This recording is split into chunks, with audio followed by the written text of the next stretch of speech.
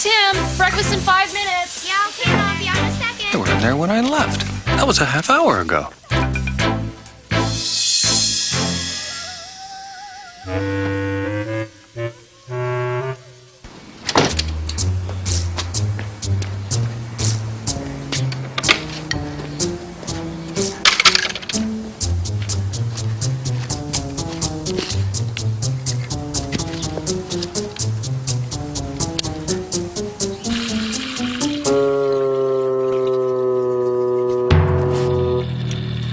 Hey, what happened? Mom!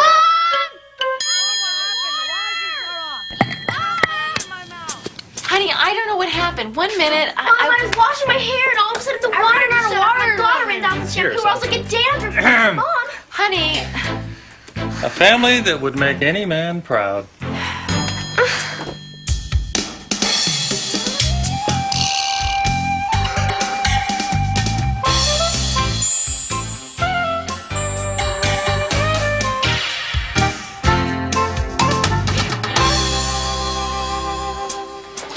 so you're saying that I don't need to call a plumber?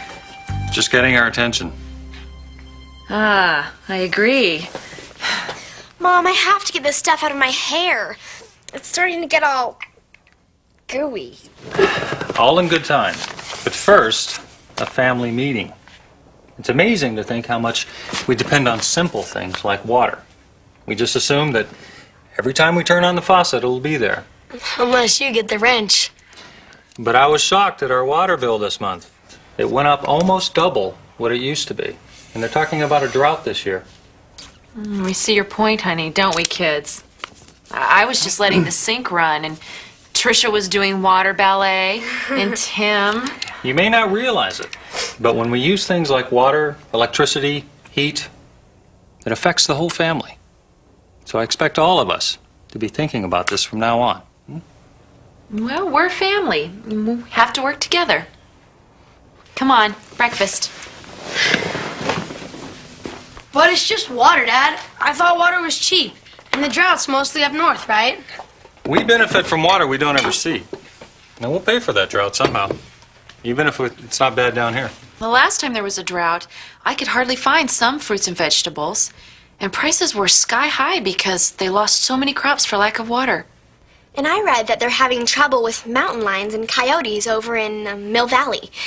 They said that they can't find normal prey because of the drought. And they're building those new houses right in the traditional range of the mountain line. So I guess that shortages of land and water affect us in different ways. Here's a challenge. We should look for ways that our habits affect our habitat. And not just whether we can take long showers or not. I'll bet your grandpa has some ideas. I have no doubt about that. Okay, let's bless our food. We thank you, Lord, for this day.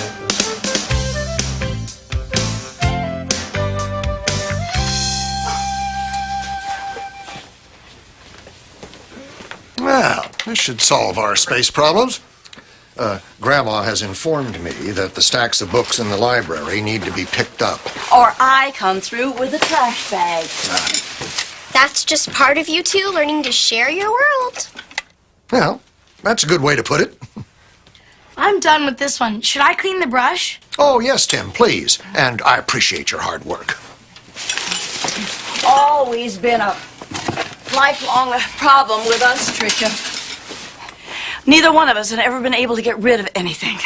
Well, I don't think I've ever owned anything that wasn't valuable. In some way. Our problem is really twofold. We don't like to give things up, and we don't have enough room for everything. So your house is kind of like a habitat. How's that? Well, we're talking at home about ways we need to conserve electricity and water and stuff. And about how we need to share responsibility and things. Exactly. That's a good way to look at it. This is our habitat, and its ecology is very important to us. Did you know, Tricia, that the word ecology really means the study of the household? Here.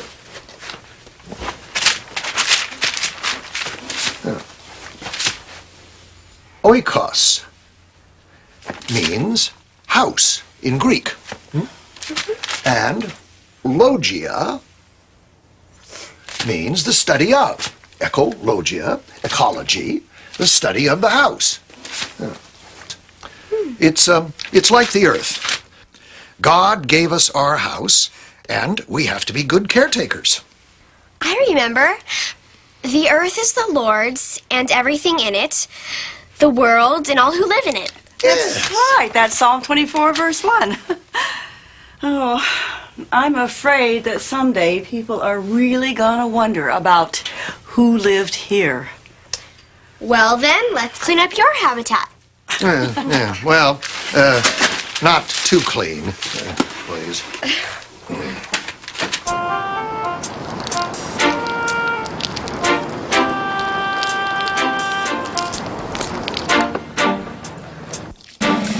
Whoa there, Tim, stop! What? I'm just cleaning the paintbrushes like I said. Well, you can't dump the paint there. It's not paint. It's just dirty water now. Yeah, well, you can't dump it there. Here, let me show you something. Now, look at that sign. Drains to ocean. Perfect. I'll dump it there. No, wait. Aside from being against the law, if you dump that paint there, you'll set off a chain reaction.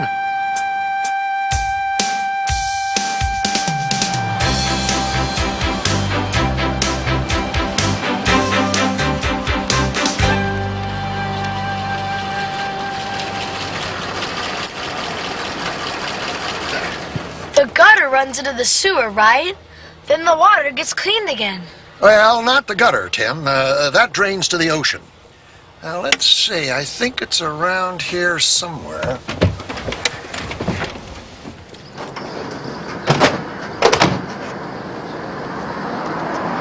Yeah, it is over there. This isn't the ocean.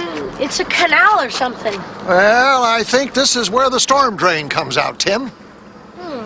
So the water from your street gets mixed in here. Well, lots of streets, actually. And then there's those buildings over there. Some of them are manufacturing plants. And then over there, there's a bean field. And when it rains, and when the streets get washed, and when the fields get irrigated, the water gets washed into the bigger storm channels like this one. So what's the problem with that? Well, there's no problem so far, Tim, but let's follow it downstream.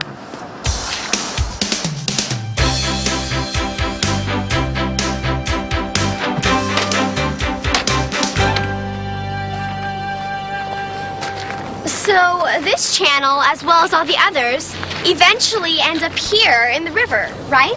Right.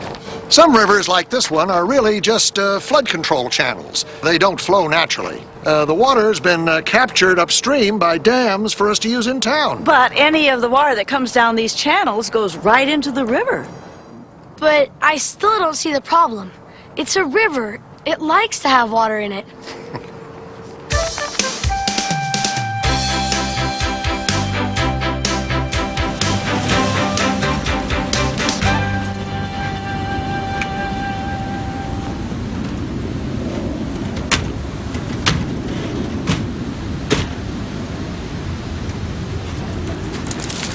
Here's the real end of the gutter on our street, Tim. The ocean?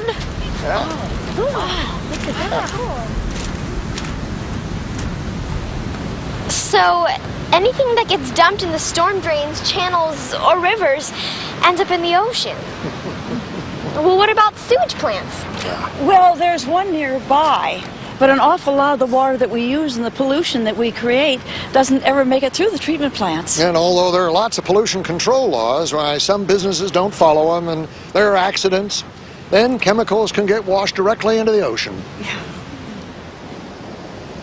The earth is mostly covered with water. 75% is water, right? So what's the big deal? We've got plenty left if we mess up a little. Well, you've got a good point there, Tim. God created the earth to be mostly covered with water, and that's important for a lot of reasons. But,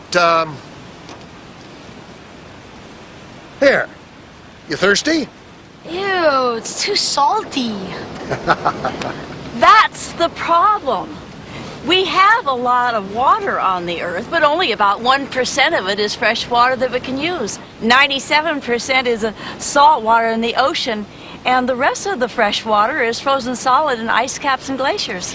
So, if Tim poured his little bucket of paint in the gutter, it would end up here in the ocean. Now, here's a little fella that carries his house on his back.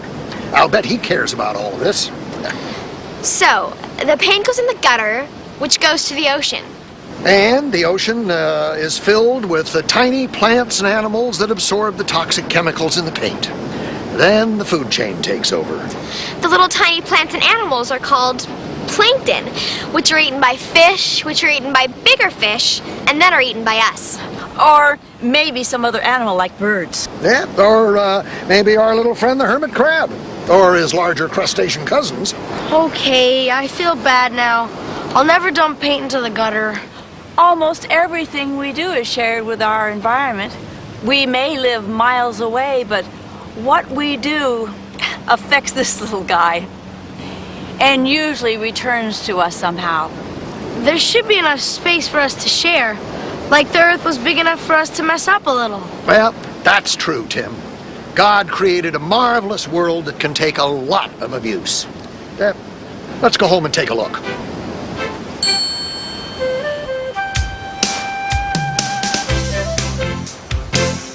I'll be trying to make sense of the library if you need me. Ever wonder why big cities are usually built next to oceans or rivers or lakes? 'Cause people like to go water skiing? Well, that's one reason, Tim. But let's look at a more basic human need. Sewers. Is this gonna be gross, Grandpa? Yeah! Strictly scientific, Tricia, but very practical. Oh, I don't like the looks of that. But it's just a little common raw sewage. Just imitation, of course. The sewage gets dumped into the river, right? Right. Now, hundreds of years ago, cities like London or New York or Los Angeles were much smaller than they are today. In fact, you might even call them villages. The amount of waste that they generated was relatively small.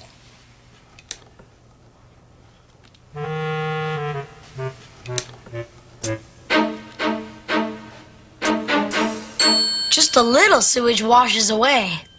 Yeah. A small town built next to a large body of water, like a good flowing river or an ocean, can count on free sewage treatment. It just gets absorbed naturally by the bacteria, or the current washes it away. But as the town grows... They get lots more gunk. A large city not only generates more waste itself, but the waste increases with the industry nearby and with the food production that's needed to feed the increasing population.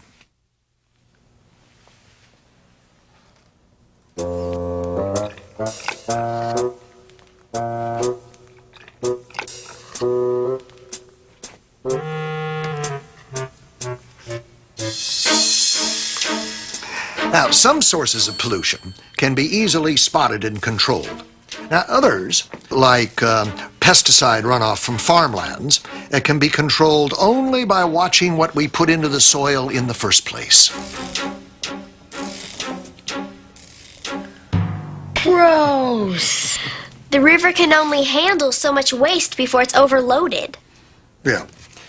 God created natural sewage treatment plants in oceans and rivers and lakes. So the current and the tides carry debris away from the shore, and the bacteria eat it, and the sand filters it. Now, landfills are another area that we use to try to control all of the solid waste that a city generates. So it's not just water we're talking about. And there's always a limit.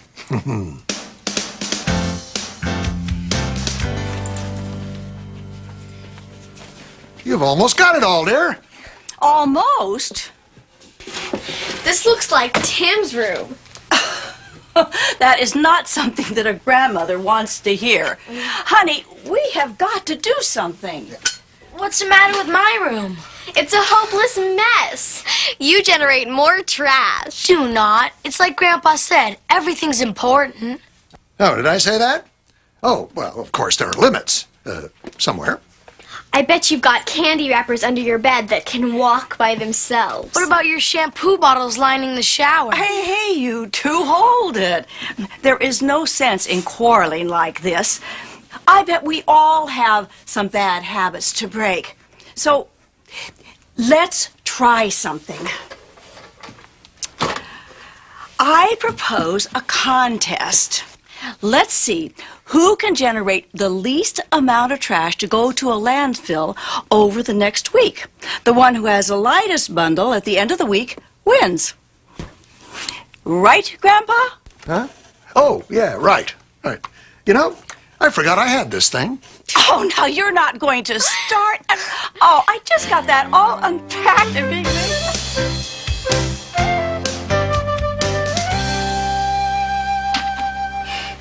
There goes another bit. What? That's hardly anything. I'm way ahead of Tim on this one. I saw him with some soda cans earlier today. You guys are funny like my dad. He still takes military showers, jump in, get wet, soap on, rinse off, 90 seconds flat. Don't tell my dad. I don't want him to get any ideas. Max, on second thought, why don't you give this to me next week? Why? I got a 2 for 1. It's yours. Well, I got this contest going with Trisha, Grandma, and Grandpa. Oh, yeah, I heard. Hey, if I unwrap it, it's not your trash, right? Then I'll just give it to you. Sounds reasonable.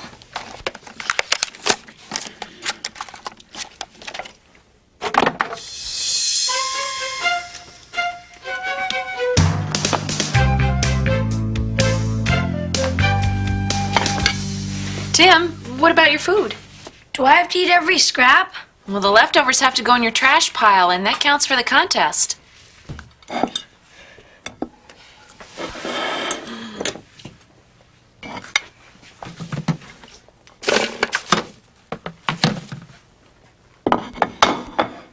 Hey, what's that? A cloth napkin. It's washable, reusable, and adds nothing to a landfill. You can use them too, Tim. Trisha asked before dinner. This is getting serious. Oh, yeah, Tim. What'd you do with those soda cans you and Max were drinking earlier today? That's where I got you. They're recyclable. That's one for Tim. Remember, the contest only counts those things that have to go into a landfill. So if you can reuse it, like your cloth napkins, or recycle it, like Tim's cans, it's a wise use of your resources. Tim, that's trash. Not all of it. This is biodegradable. It shouldn't count either. But it's in the trash. You have to side with your sister on this one, Tim. If it takes up space in the trash, it counts as trash. But there is another place this can go besides a landfill. Do we have a banana peel recycling program in our town? No, but we could start a compost pile in the backyard. Your grandma has one for her garden. That's a good idea. A compost pile is just a place for things to decompose. You can use it as fertilizer in your garden. Anything that's plant matter, vegetable trimmings, grass clippings, leaves, when it's all piled together, it starts to decompose, and eventually it's a good addition to the soil. I suppose I still need to finish my vegetables. Well, there are other good reasons besides the contest. Well, and how goes the battle of the trash? Pretty good. We're learning ways to reuse things, reduce what we use, and recycle things. But ultimately, I think I'm gonna win. Oh yeah? I heard you trying to smash all those shampoo bottles last night. It'll never work. Why don't you try checking out the bottoms of the bottles, Tricia? They may be recyclable. Oh yeah, that's right. Thanks, Grandpa. Hey! I'm on everyone's side, Tim, because we're all on this planet together. It's like a big ship. God placed us here, and He gave us everything that we'll ever need to live and grow and enjoy His creation. Now, Tim, you like spaceships, don't you? Yeah? Well, Come on, you two. I've got something to show you.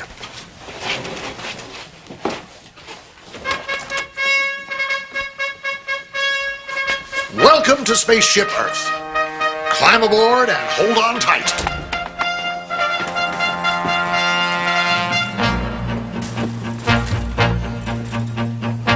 This is great, Grandpa. Much cooler than the one Max and I made. So what do we do with it? Seeking to establish voice contact with the capsule. All systems online. Roger. Capsule, how do you read me? Yeah, Grandpa. We're right here. Ready to define mission parameters. Roger. Capsule, this is Mission Control. How do you read me? Over. Roger, Mission Control. We're ready for your instructions. Good. First, confirm energy input systems are operational.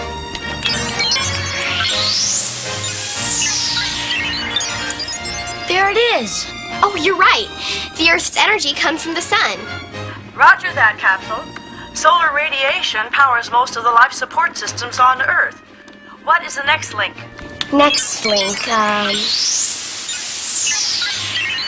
Oh, plants. Got 'em, plants. Is that right? That's affirmative, Capsule. Plants convert solar radiation to food energy through photosynthesis. They provide the beginnings of most food chains. We've got another system online, Mission Control. The water cycle. Good. You have only a limited supply available for your mission. Use it wisely. Check. Waste management systems?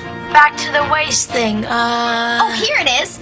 We've got natural water treatment systems, natural decomposing systems for solid waste, and weather systems for absorbing air pollution. Excellent. Ready for takeoff.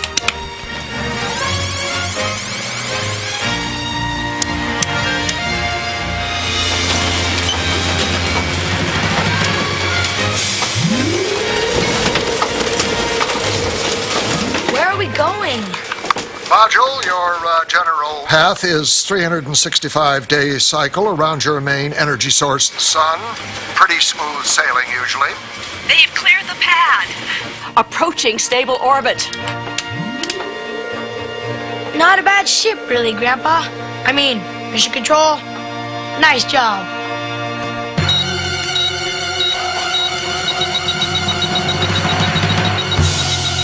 Newtons, we have a problem. Go ahead. A famine detector is going off. What's that? Switching to visual. What's causing it? I thought we had enough of everything. It indicates bad farming methods. Then a drought. The whole area turned into a desert, and then the crops wouldn't grow. The map shows it happening all over the place. Cool, a dead fish detector. Ugh, yuck! Roger that, Tim. Many rivers on Earth are overloaded with pollution from industry, agriculture, and cities. So the natural water treatment systems are just overloaded. And another thing, it's getting hot in here. That's global warming. I thought everybody liked warm weather. It's better for the beach. But a rise in temperature on the Earth could upset weather patterns, causing major problems in food production, natural disasters, and causing ocean levels to rise. There goes your beach. What do you suggest, Mission Control? Like we've been saying to you, it's a matter of balance. Scientists believe that global warming is caused by our burning too many fossil fuels like oil and coal and gasoline. They think that we may be able to reverse the warming by reducing the use of those kinds of fuels. By walking on short errands, or riding your bike, or carpooling to work. Excellent. The systems that God created can heal themselves if they're given the opportunity. We just have to find a way to reduce the load on the life support system somehow. It's our job as caretakers of the Earth that God gave us.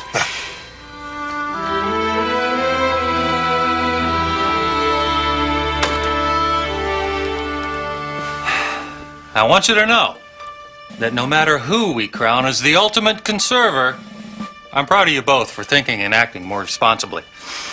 And it's not just about my water bill, is it? I've seen enough warning lights. I'm ready to do something about it. Great, you first then.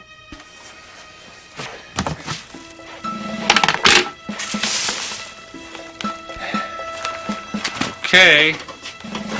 Just about 2 pounds. Pretty amazing how little waste you can throw away when you think about it. And now, Tricia? Trisha's measures. I hate to say this, but it's really too close to tell. Oh, You know, Tim's is a little smaller, but Trisha's weighs a bit less. oh, come on, There's a Dad. difference. You gotta Mine's so decide. much lighter than hers. Well, that's the way I like it. Everyone's a winner if you just give your best effort. And just so the incentive isn't lost, we'll take you both out to celebrate. And of course, the other 2 judges as well. Great job, everybody. I think we learned a lot about sharing our home. Grandpa, I've got some ideas about compacting your treasures. Now, Grandma, let's not add anything more to the landfills. I've got my own peculiar method of conservation. It's called being a pack rat. Well, I'd prefer collector or archivist.